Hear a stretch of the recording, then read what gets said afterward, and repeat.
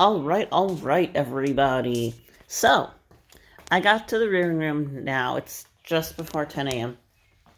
Um, I'm gonna do a video series on the other insects, but we've got a male Cecropia, we got a female Amorpha. I'm very pleased with that. I'll talk about that later.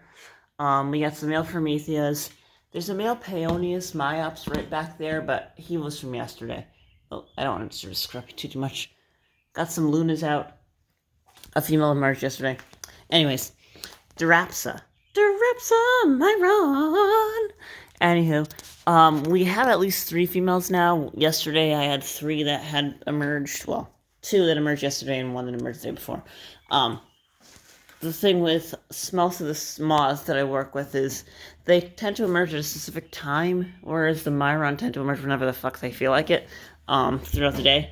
And so, like, potentially in the course of the afternoon and evening, I'll have several Myron emerge, which is kind of why I tend to come here to check on things later in the day if I have other stuff to do. But I have to meet with some people here in a little while, following, obvious, social distancing and mask wearing and such. Anyways, so I got in this morning and I noted at the back edge of the cage. Let's see if we can get everybody to see that. Here's a female. Nice female Myron right there. We have eggs. So those are 2 males, but we have several females in here. The females are too young to be dumping infertile eggs. A lot of moths, the females, if they're not mated, will eventually start to deposit unfertilized eggs. Darapsa Myron doesn't tend to do that until about day 8. The females are 2 or 3 days old, so if there are eggs, they're almost certainly fertilized because the females don't dump infertile eggs that early. And almost always when I've collected the eggs that were from young females, they've hatched. I didn't necessarily witness a pairing, but this species can pair very, very quickly. They're kind of crepuscular in their activity.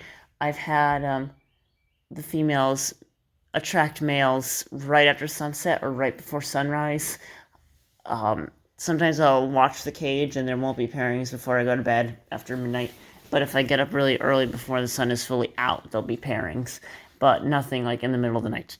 And so they seem to pair either right after the sun sets or right before the sun rises if they hadn't paired by then. And pairings are usually pretty quick. I've seen pairings last a few hours in this species, but generally speaking, if a female mates with a male at like 9 at night, they're done by about 10 or 11, and she starts to lay eggs that same night.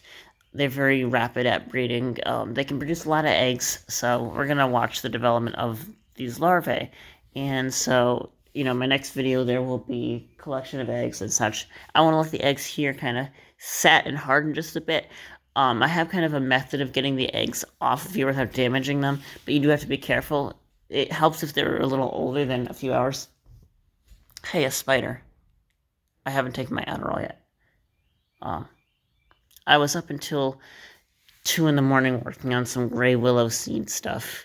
I just got so engrossed in separating the seed out from like all the gunk that was in the seed pods, and it's not completely removed anyhow. But I didn't go to bed until like 4. And so now I'm having a rock star, and I need to let that caffeine flush through me a little before I take Adderall, or else I'll have wicked palpitations. I'm definitely going to have to put this is not the most child-friendly video on my channel. I try to make things that are informative and, suitable for a broad audience, but do keep in mind that I'm still human, and I will, sometimes say bad words, sometimes talk about doing things that aren't necessarily the most healthy. I still love y'all, and I still want to, inform people about everything that's going on. And I'm hoping people will enjoy the Darapsapocalypse and get to watch the Myron develop. So, peace out for now.